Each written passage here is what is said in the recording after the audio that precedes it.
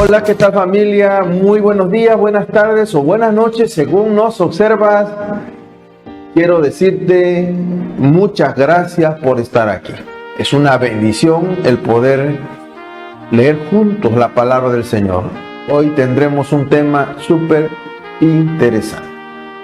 Y este es el día maravilloso que Dios ha puesto en nuestras vidas para poder leer su palabra. Así que vamos a entrar al tema de hoy. Y el tema de hoy es discernir correctamente una elección de fe. ¿Cómo dije? Perfecto, discernir correctamente una elección de fe. Según la Real Academia Española, la venganza consiste en la satisfacción que se toma de agravios recibidos.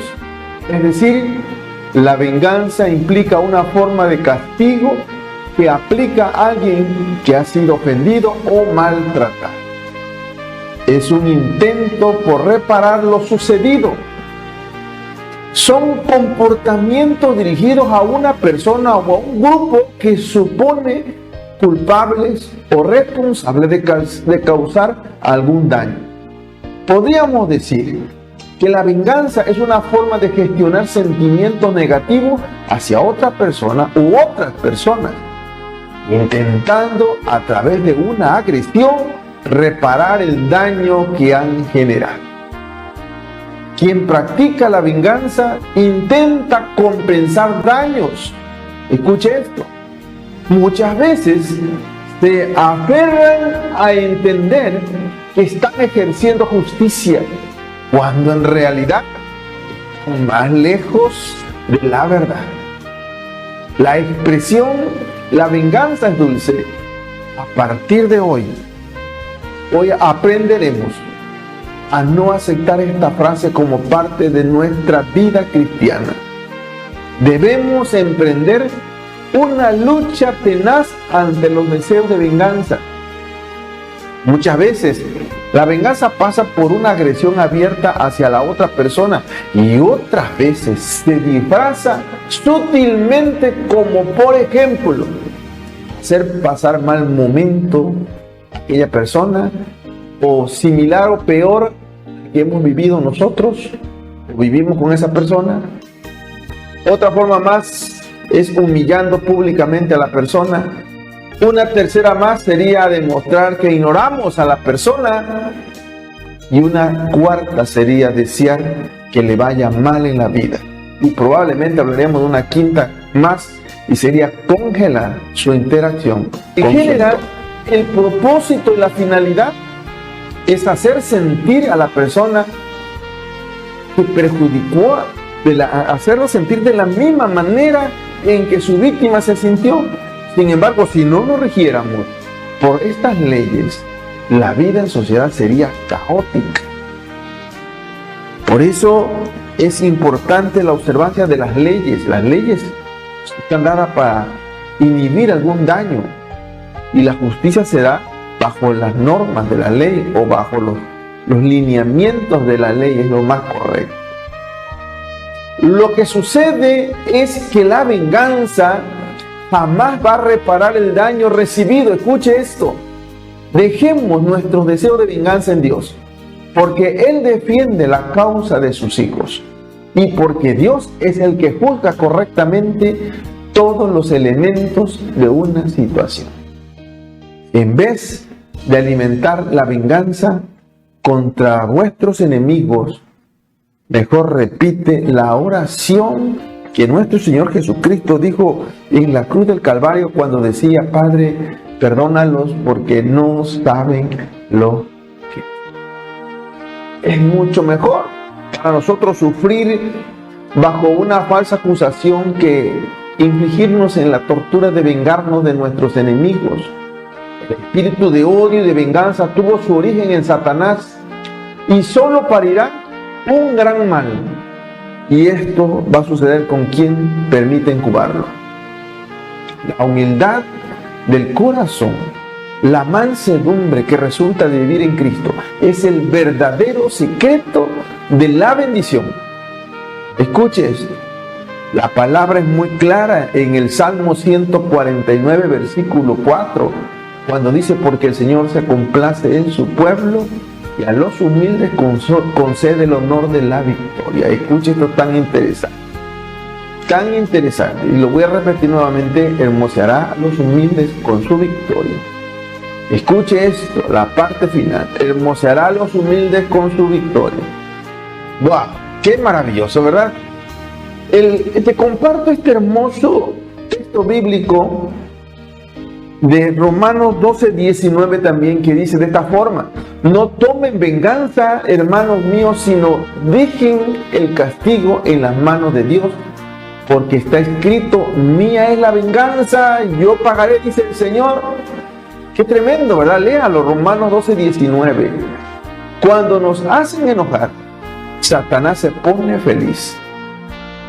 Responder con misericordia y perdón es lo opuesto a lo que el enemigo quiere escuchar de nosotros o quiere que nosotros hagamos, porque de esta manera se derrota su plan de mantenernos enojados.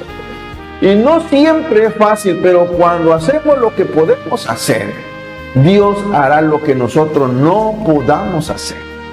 Así que, en pocas palabras, Romanos 12:19 nos está diciendo: no tomes venganza. Cuando alguien te hace enojar y te ofende, la respuesta natural para muchos de nosotros es desquitar. Es lo humano. Pero si te desquitas, ¿qué ganarás? ¿Qué ganarás realmente? La pregunta la es. Solo les harás enojar más y luego ellos nunca terminarán, y debemos hacer otra vez la venganza y vuelve otra vez la respuesta, y es algo que nunca terminará. Debemos entregar el enojo y a las personas que causaron esto a Dios y dejar que Él se ocupe de ellos. El Señor es muy claro, dijo: mía es la venganza, yo pagaré, dice el Señor. Confía en Dios y Él te cuidará y te va a proteger. No podrás cambiar lo que sucedió, pero cuando se lo entregas a Dios, Él lo usará para hacer algo nuevo y algo bueno a favor de tu vida. La Biblia tiene mucho que decir acerca de la venganza. Tanto en el hebreo como en el griego, las palabras que se traducen para venganza, para revancha, para desquite, tienen su significado principal enfocado en la idea de castigo. Esto es vital para entender por qué Dios se reserva para sí mismo el derecho a vengarse. El versículo clave acerca de esta verdad se encuentra en el Antiguo Testamento, en Deuteronomio 32:35. Él dijo en los albores de la humanidad este versículo, y se menciona dos veces en el Nuevo Testamento. Se menciona en Romanos 12:19 y Hebreos 10:30. Así que el Señor fue el que dijo esta palabra poderosa: mía es la venganza y yo pagaré, dice el Señor. Repite nuevamente Romanos 12:19 y nuevamente lo repite Hebreos 10:30. Usted diría: bueno, pero ¿qué dicen esos versículos? Vamos a leer los versículos. Vamos con el primero, Deuteronomio 32:35. Mía es la venganza y el pago. Mía es la venganza y el pago. El tiempo que su pie vacilará, porque el día de la aflicción o día de su aflicción está cercano. Y lo que les está determinado se apresura, o sea, viene muy rápido. Lo voy a repetir: mía es la venganza y el pago. Al tiempo que su pie vacile, porque el día de este problema que va a tener, o el día de los resultados catastróficos de sus acciones, está cercano, y lo que está determinado para su vida, o el azote o la consecuencia, viene muy apreciado. Wow. Eso es lo que dice el primer texto. Bueno, pero entendemos que se repite en Romanos 12:19, Hebreos 10:30. La venganza corresponde a Dios. En Deuteronomio, Dios habla de los israelitas obstinados, rebeldes e idólatras que lo rechazaron y provocaron su ira con su maldad. Prometió que vendría una venganza sobre ellos en su tiempo y también actuaría positivamente sobre sus propias motivaciones puras y perfectas. Es decir, no solamente si está observando lo malo que podemos hacer, también observa lo bueno. Y por supuesto las reacciones o los resultados van a ser muy positivos. Dos pasajes del Nuevo Testamento se refieren al comportamiento del cristiano, quien no debe usurpar la autoridad de Dios, más bien debe permitir que se juzgue rectamente y que Dios actúe su castigo divino conforme a su justicia soberana. El mal tiene consecuencias definitivamente. Es una frase con la que crecemos, haciéndonos la idea de que en el camino el bien es el correcto y que la justicia siempre debe gobernar. Escuche esta palabra, el mal tiene sus consecuencias. Esa es una filosofía popular en la que desde niños nosotros comenzamos a crecer y a escuchar, y es una realidad. Siempre escuchen, hacer el bien es lo correcto y la justicia siempre debe gobernar. Eso debe quedar en nuestra mente. La necesidad de justicia aparece como el deseo por crear una sociedad justa, basada en el respeto, basada en la equidad, basada en la observancia de normas. Con la venganza se ejerce en igualdad, supuestamente, pero no en términos de justicia.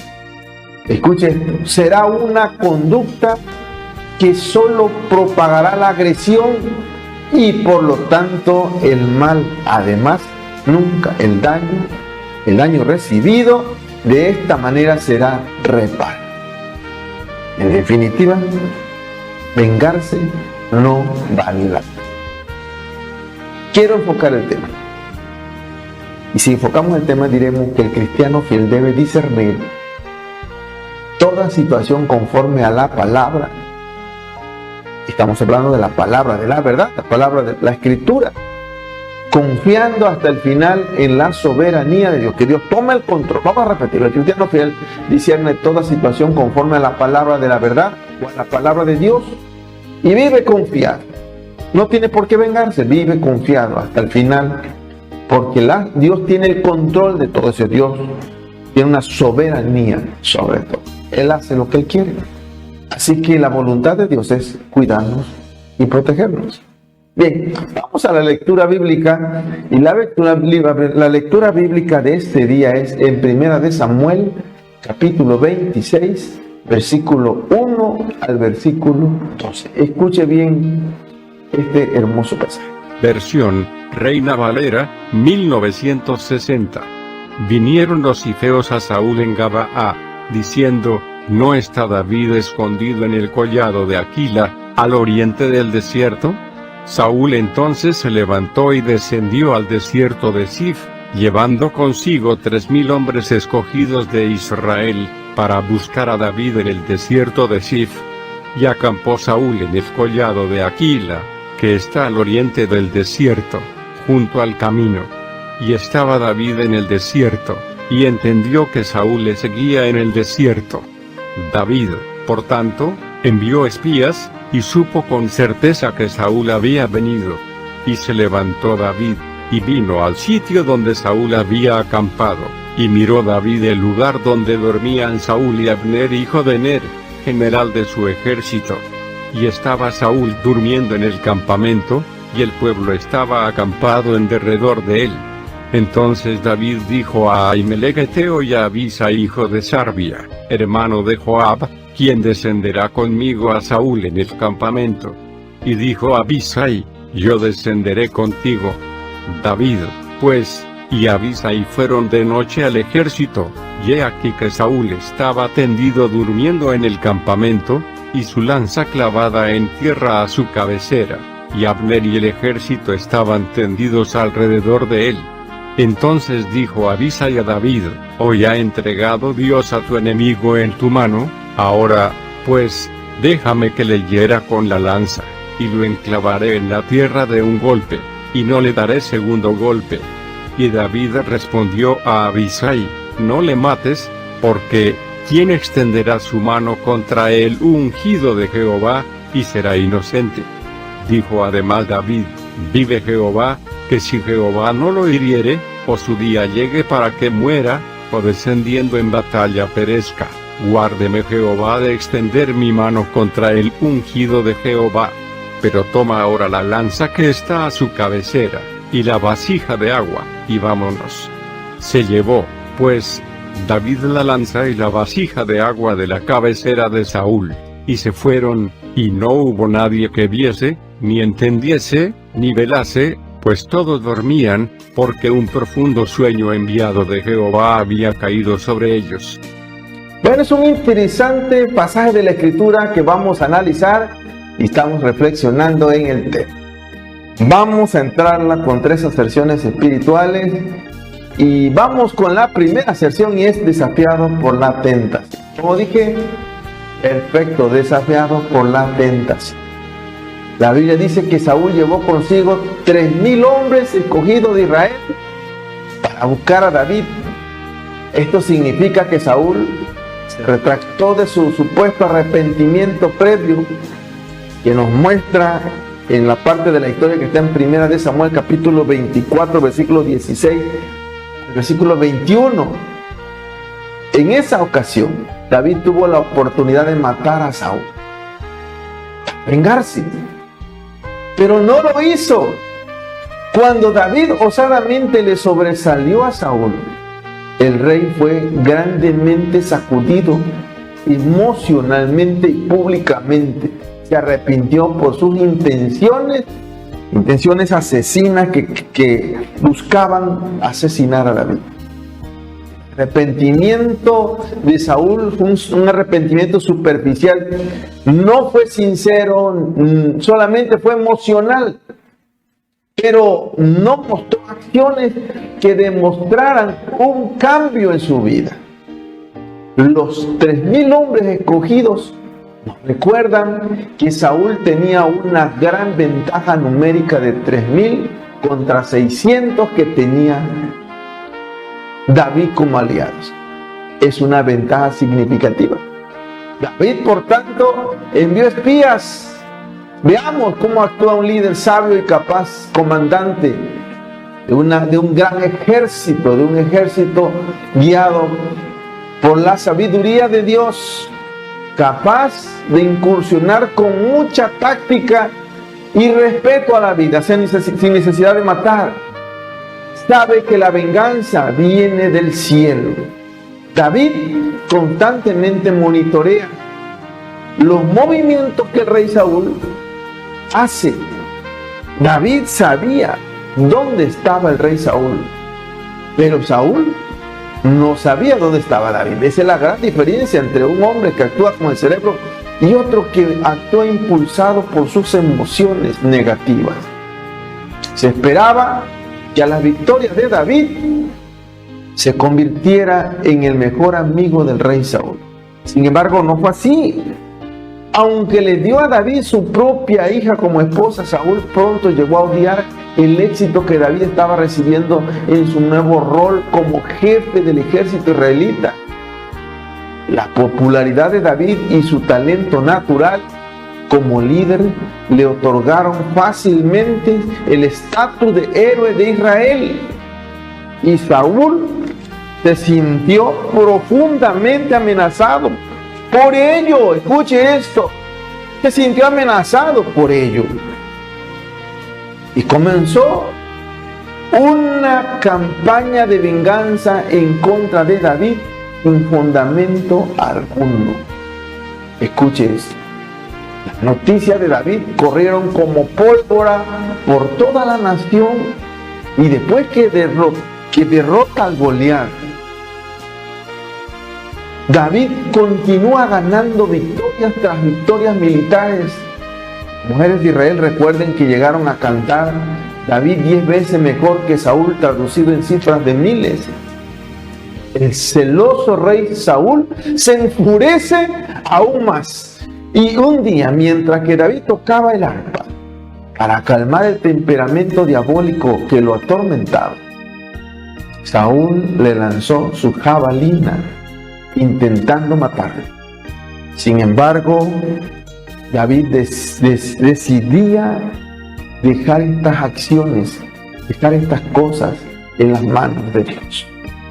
Con ayuda de su mejor amigo Jonatán, David se enteró que la ira de Saúl no se aplacaría, sino que buscaría consumar una falsa idea de venganza. Y entonces cuando David decide huir, el rey Saúl pasó años persiguiendo a David. En una ocasión, el rey estaba haciendo sus necesidades dentro de la misma cueva donde David se escondía. David avanzó sigilosamente y cortó el borde del manto del rey. Y cuando él, desprevenido, Saúl salió de la cueva, David lo llamó y le mostró el trozo de tela o el pedazo de tela. Saúl se conmovió porque David no le había hecho daño. No hubo actos de venganza. ¡Wow! Esta es una gran enseñanza para nosotros, definitivamente. No hubo intentos homicidas y ofreció establecer una tregua entre los dos. Fue una paz que nunca se consolidó. Después de esto, Saúl entendió que David realmente le había perdonado la vida y que él sería el próximo rey. David le prometió a Saúl que no se vengaría de sus hijos cuando él muriera.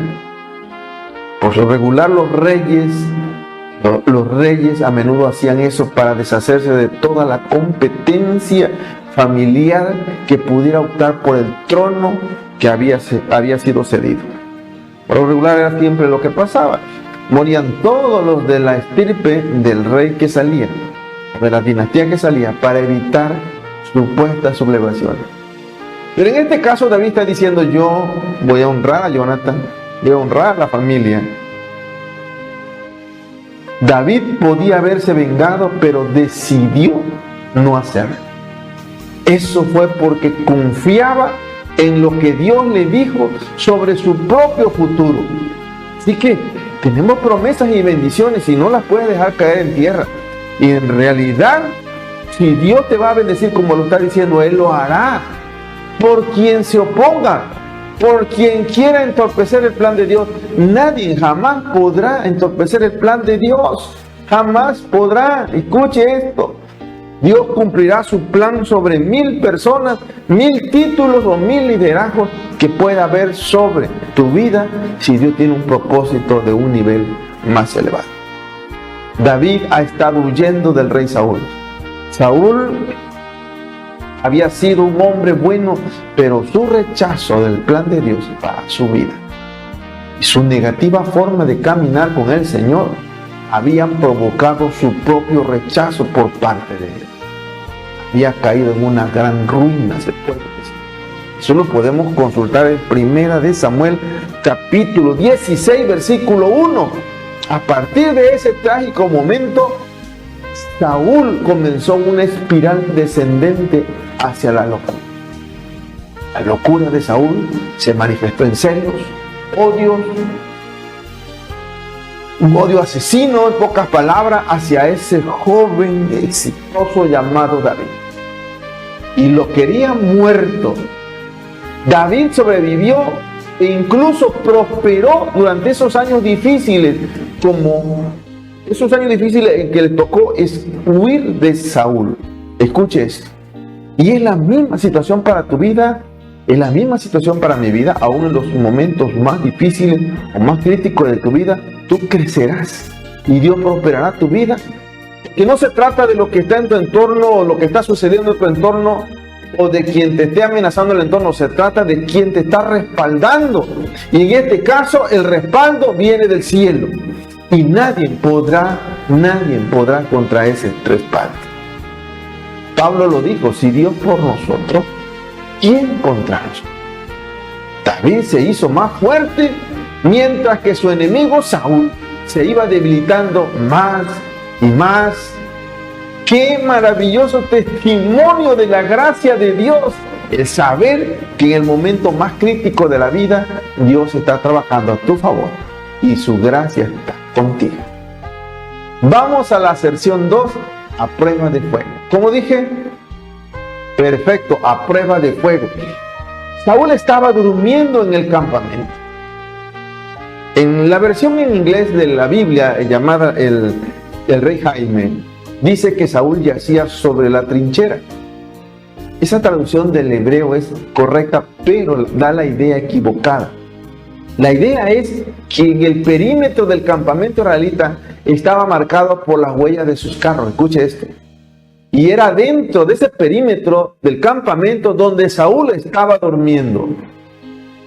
Decir que estaba Saúl durmiendo en el campamento es una buena traducción que afirma esta idea. Escuche esto, estamos hablando de un hombre que está protegido del ejército, está en el medio, en el centro, hay un espacio marcado por los carros de guerra. Pero quiero decirle esto, Saúl se levanta y viene al sitio donde Saúl estaba acampado. Escuche esto es un gran valor, como cuando tú vas y enfrentas el problema y no le tienes miedo. Esta fue la última vez que David y Saúl se encontraron. Escuche esto muy interesante. David simplemente se estaba escondiendo de Saúl. Vivía todo el tiempo escondiéndose porque Saúl lo quería matar. Pero ahora David va a Saúl. Escuche esto. Está rodeado de los carros de guerra y el campamento, los soldados están en el campamento alrededor. O sea, está súper mega protegido. Así que Saúl casualmente pasó por el lugar donde David se escondía. Y esta vez David activamente buscó acercarse. Escuche esto. Buscó acercarse a Saúl. El decir que se levantó David significa que David fue. Escuche esto muy interesante. Pudo haber enviado a cualquiera de sus 600 hombres, el más valiente si más te gusta, para hacer este trabajo. Pero escuche esto muy interesante. Desde ese sentido militar, era más factible, tenía mayor sentido el que enviara a alguien, el que fuera él. Pero él fue. La Biblia dice así muy claro, se levantó David. Escuche esto muy interesante. La pregunta al aire para ti y para mí sería: ¿y por qué debería David ir en una misión tan peligrosa? El hecho de que David hizo esto demuestra su osadía y su valor. Esto nos está mandando un mensaje que a los problemas y al enemigo se le enfrenta con valor. Jamás huyas del problema y jamás huyas del enemigo, porque el que huye ahora huirá siempre.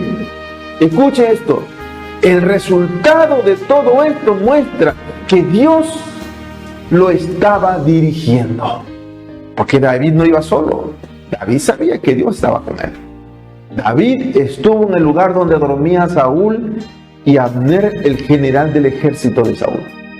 Mientras todo el ejército de Saúl dormía cerca del general del ejército, David, con su asistente de confianza, Abisai, hijo de Sarbia, secretamente se arrastró hasta donde dormía Saúl y Abner con la lanza clavada en tierra a su cabeza. Escuche esto muy interesante. Todo el ejército estaba dormido. Saúl estaba completamente vulnerable. Entonces dijo Abisai a David: hoy, escucha esta palabra tan interesante, hoy ha entregado Dios a tu enemigo en tu mano. Y muchas veces Dios nos pone frente a algunas situaciones a ver qué cara ponemos, a ver qué actitud demostramos, a ver si en realidad estamos confiando en el poder del Eterno o en realidad estamos confiando en nuestras fuerzas. Esto es muy interesante, porque aquí es una escena donde los mismos amigos de David están esperando el momento de la muerte de Saúl. Era la oportunidad perfecta para vengarse. Así fue. Así que este momento era un diseño de Dios. Y que el diseño era que David tomara justa venganza sobre Saúl. Escuche esto. Abisai lo puso fácil para David. Y David dijo: ahora puede, dice Abisai, ahora pues, déjame que le hiera con la lanza. David no levantaría su mano contra Saúl, sería Abisai. Escucha esto. Pero Abisai no podía hacer. Escucha, esto es muy interesante, porque me voy a sentir mal. En lo más mínimo, David podría decirse a sí mismo y a todos los demás: yo no maté a Saúl. Escucha esto, porque él habría consentido este momento. Así que Abisai también agrega al asunto un elemento de justicia poética. La lanza usada para matar a Saúl sería la propia lanza del rey, clavada junto a su cabeza. Escuche esto.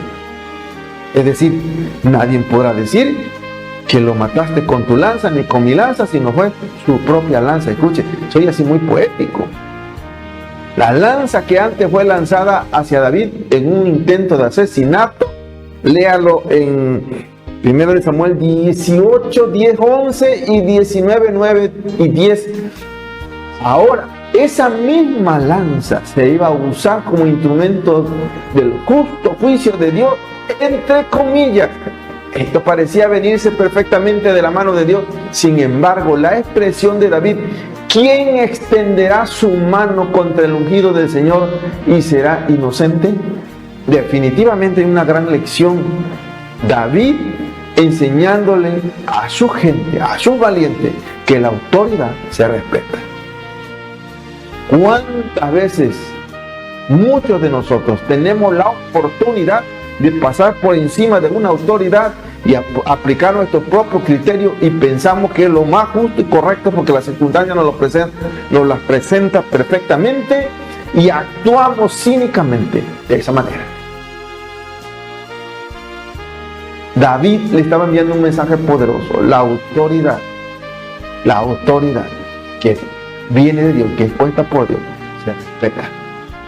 Porque aquí no está respetando a Saúl, aquí no está respetando al ejército de Saúl. Simplemente estamos hablando de un respeto a la autoridad que Dios delegó en este varón.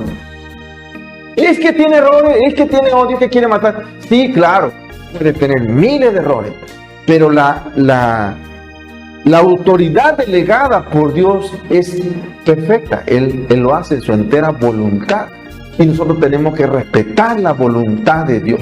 Si nosotros estamos censurando la forma en que vive el líder o lo que está haciendo el líder, definitivamente estaríamos censurando la voluntad de Dios, y esto no es así. Por eso David dice: ¿quién extenderá su mano contra el ungido del Señor y será inocente? Esto no indica que David pensara que Saúl estaba bien, que David sabía mejor que nadie que Saúl estaba hundido profundamente en el pecado, en la amargura, en el odio. David sabía incluso que Saúl era un pecador y seguía siendo el rey ungido sobre Israel. Léalo en 1 Samuel capítulo 10, versículo 1. No solo eso cambiaría hasta que Dios lo cambiase. No antes, hasta que Dios lo cambiase.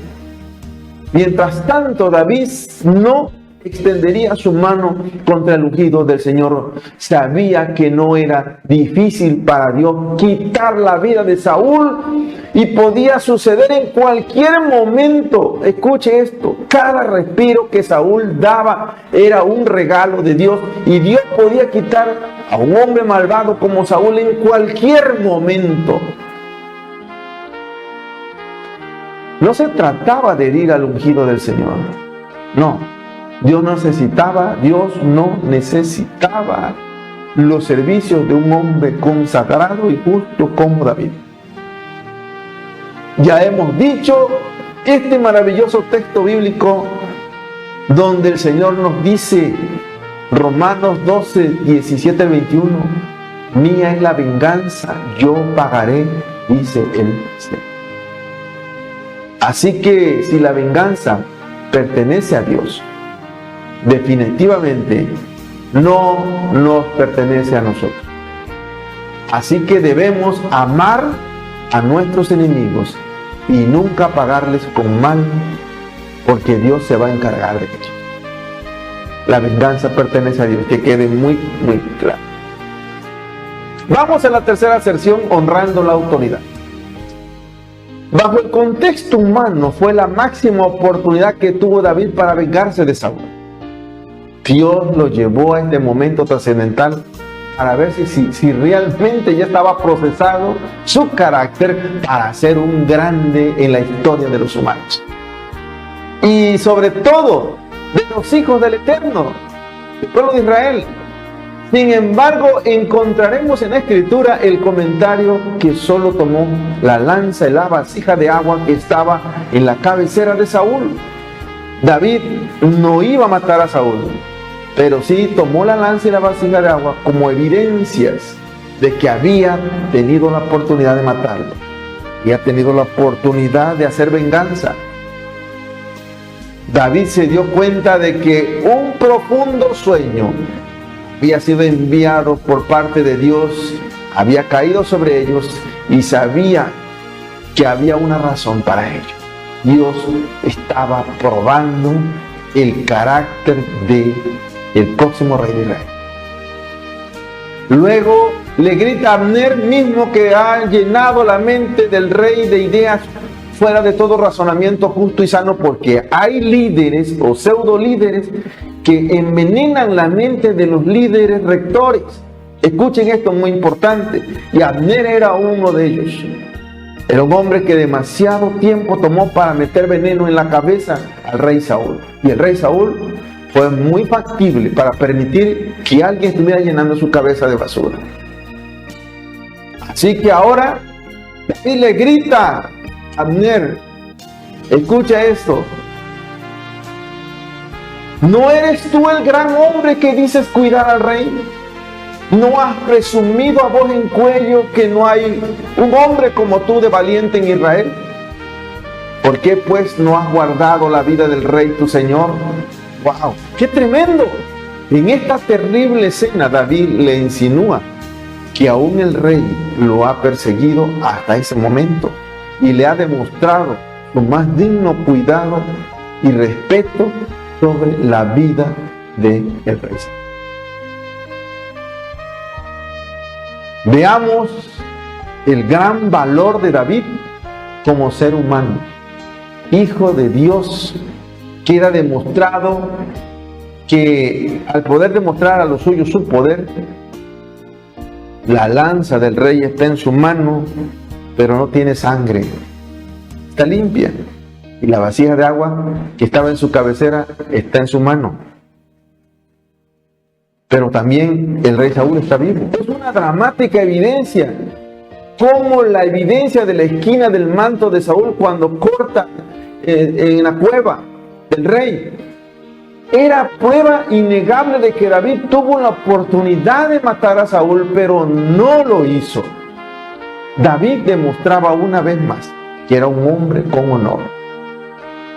Por eso se le admiró, porque era un hombre con honor. Se le respetó y fue considerado como una persona exitosa por la gente a su alrededor. Sobre todo por aquellos que vivían marginados por alguna razón. Es importante analizar la serie de palabras que usa David cuando dice: Señor mío, mi Señor, ruego pues que el rey, mi Señor y su siervo. Miren, este parafraseo de palabras demuestran que David habló a Saúl con una humildad genuina. Había un corazón bueno y sano contra Saúl, con un corazón muy malo, lleno de odio y amargura.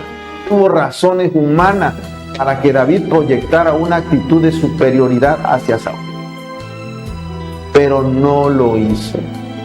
Cuando David le dice ¿qué he hecho? ¿Yo qué cosa hice? Que me persigues y que me quieras matar. ¿Qué mal hay en mi mano?, le preguntaba David a Saúl. Pidió primero a Saúl que considerara los hechos y que pensara lo que hizo al momento de estar frente a él, y él está dormido, y él respeta su autoridad y respeta su vida. Analízalo, reflexiónalo en pocas palabras. David quiso ser más explícito, más fácil para que Saúl se arrepintiera en realidad. David sabía muy bien que ni el Señor ni ningún otro hombre habían incitado a Saúl. sino que todo venía de la propia amargura del corazón que tenía ya. Había mucha carnalidad y celo. Sin embargo, aquí vemos cómo David ofrece sugerencia de razonamiento a Saúl para darle una manera más sencilla de arrepentirse. Él podía admitir que sus acciones contra David estaban mal, sin admitir que se originaron en él. David reveló su lucha con la que vivía en su corazón bajo la presión de la implacable persecución de Saúl. Lo que más lastimaba a David era que no podía ir a la casa del Señor y estar abiertamente con el pueblo de Dios, alabándolo en completa libertad, viviendo su vida entregada totalmente al Eterno en completa paz. Su corazón así lo anhelaba. La presión de todo esto ya trataba a David de una forma tan hostil que él ya estaba planeando que era posible mejor abandonar a Israel por completo para irse a vivir entre aquellos que adoran a otros dioses. Si analizamos a fondo la expresión de David cuando dice: no caiga pues ahora mi sangre en tierra delante del Señor, David concluye su apelación con una simple petición: Saúl, por favor, no me mates. Hay una grande y profunda dignidad en este versículo, en este discurso del rey de David. Él expresa de lo más profundo de su conciencia, apelando a su propia inocencia. No le ruega a Saúl por su vida, no le ofrece un argumento para lograr que él desista o pare de sus criminales intentos, sino que se refiere simplemente a la idea de llevar todo este asunto a Dios, que Él, como un gran juez y un vindicador de la inocencia oprimida, hará lo correcto para ambos. Un detalle muy interesante observar es que David no devolvió la lanza directamente al rey, sino que la entregó a uno de sus siervos. Era evidente que David no confiaba más en la palabra de Saúl, ya que le había mentido tantas veces. De la misma manera pasa cuando perdonas, pero jamás corres el riesgo de brindar la misma confianza.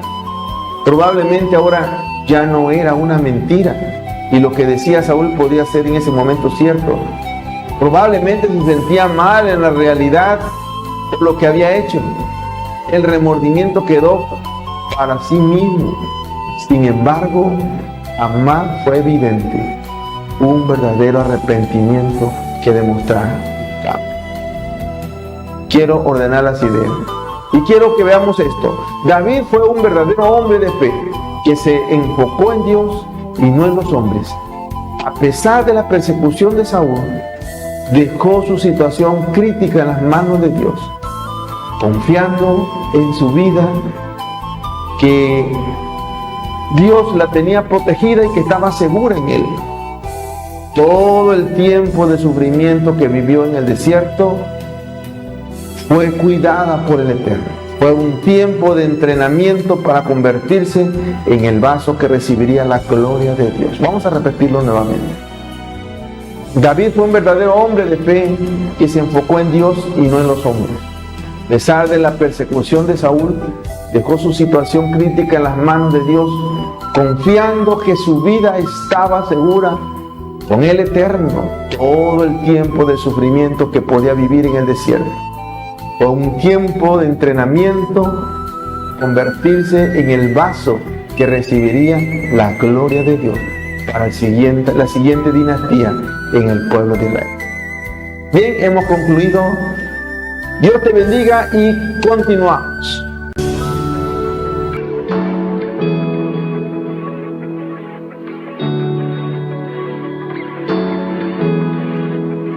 No hay temor, yo creo en ti, duda no hay, desde que vi tu fiel amor, mi defensa, una y otra vez.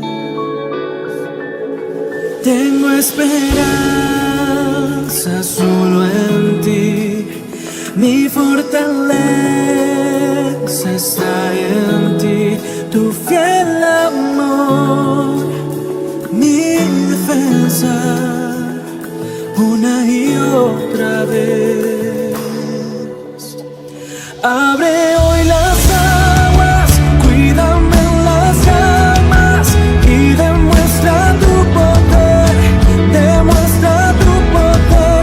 Calla al enemigo, revive al perdido y demuestra tu poder, demuestra tu poder. Creo en ti, Señor, yo creo en ti. Señor, vierte tu amor dentro de mí, tu gran poder demuestra aquí, Espíritu ven, derrámate una y otra vez, Señor. Abre hoy las aguas, cuídame las llamas y demuestra tu poder, demuestra tu poder. Calla al enemigo, revive al perdido y demuestra tu poder, demuestra tu poder. Dios de promesas, Dios de abundancia, vas mucho más allá, Señor, no fallará. Tu nombre es sin igual, nada te detendrá, todo es posible en ti. Dios de promesas, Dios de abundancia, vas mucho más allá, Señor, no fallará. Tu nombre es sin igual, nada te detendrá, todo es posible en ti. Abre hoy las aguas, cuídame las llamas y demuestra tu poder, demuestra tu poder.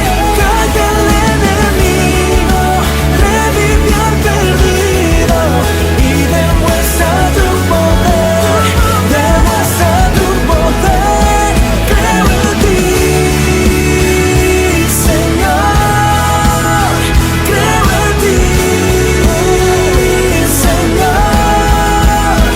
No hay temor, yo creo en ti, duda no hay, desde que vi tu fiel amor, mi defensa una y otra vez. Drop it.